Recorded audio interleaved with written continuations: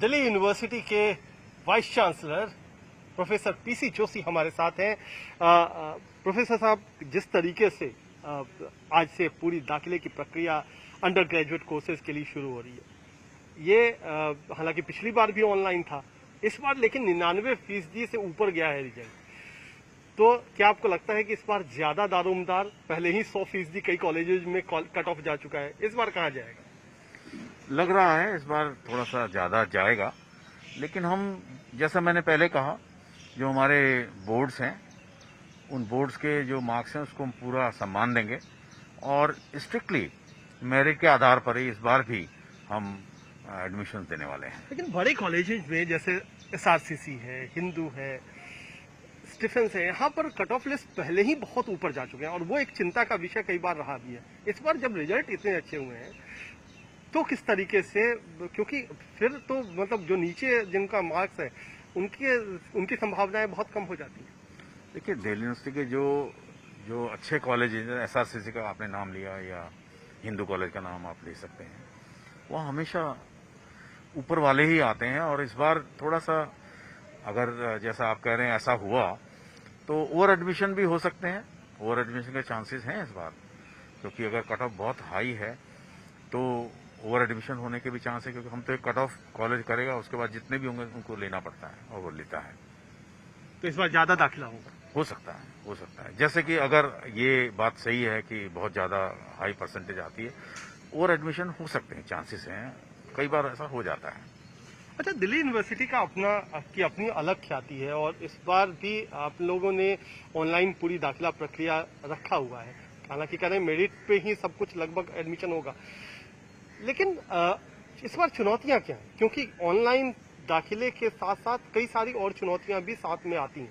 उन चुनौतियों से आप कैसे तैयार हैं? देखिए, मैं आपको बता देना चाहता हूं कि ये दूसरी बार हम ऑनलाइन एडमिशन ले रहे हैं। अगर मैं आपको एक उदाहरण दूं, पिछले साल हमने एग्जाम लिए थे ओबीई में, ऑनलाइन थे, हमें कई चुनौतियों का सामना करना था, पर धीरे धीरे हमने उसको आत्मसात कर लिया। इस बार हमारे ऑनलाइन एग्जाम तो बिल्कुल अच्छी तरह से हुए। इसी प्रकार से पिछली बार हमने ऑनलाइन एडमिशन्स लिए थे, प्रवेश किए थे ऑनलाइन, और थोड़ी चुनौतियां आई थी, उससे हमने सबक ले लिया इस बार। और इस बार मैं समझता हूं कि ये जो परेशानियां हैं बिल्कुल न्यूनतम हो जाएंगी।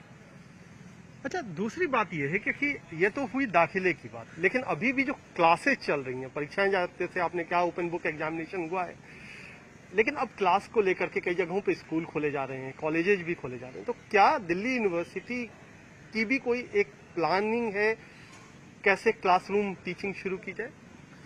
देखिए, जैसे ही हमें ये निश्चित हो जाएगा कि कोई खतरा नहीं है और एमएचए गाइडलाइंस इसकी इजाजत देंगी, हम ऑफलाइन भी शुरू कर सकते हैं या ब्लेंडेड शुरू कर सकते हैं। जैसे कि हमने पिछली बार भी जैसे चीजें थोड़ी सी सुधरने लगी थी, हमने पहले रिसर्च स्कॉलर्स को अलाउ किया, उसके बाद हमने जो साइंस वाले जो हैं उनको अलाउ किया। इसी प्रकार से देखते हुए कि जैसे सिचुएशन जैसे उसमें सुधार आएगा, हम अपने आप को थोड़ा खोलने की चेष्टा हम जरूर करेंगे और प्रयास भी करेंगे, पर यह सब निर्भर करेगा कि इस वस्तु स्थिति क्या है। तो आपको भी एक बार शुभकामनाएं, क्योंकि आप इतना बड़ा एडमिशन प्रोसेस शुरू करने जा रहे हैं। कब तक सब कुछ सामान्य होगा वो तो हमारे हाथ में नहीं है, लेकिन क्या दाखिले की प्रक्रिया को पूरा करने के लिए आपने कोई टाइमलाइन रखी है? फिर बिल्कुल, हम लोग जैसा कि यूजीसी ने भी गाइडलाइन दी है, हम लोग 18 अक्टूबर से सेशन शुरू करने की पूरी कोशिश करने जा रहे हैं। 18 अक्टूबर से। चलिए, तो दाखिला भी हो जाएगा और 18 अक्टूबर से, यानी लगभग 2-2.5 महीना लगेगा इस पूरे प्रोसेस को पूरा करने में, और उसके बाद क्लासरूम में नया बैच, नई जोश, नई ऊर्जा के साथ दिल्ली यूनिवर्सिटी में शामिल होगा। कैमरामैन प्रेमचंद मिश्रा के साथ कुमार कुणाल, दिल्ली आज तक।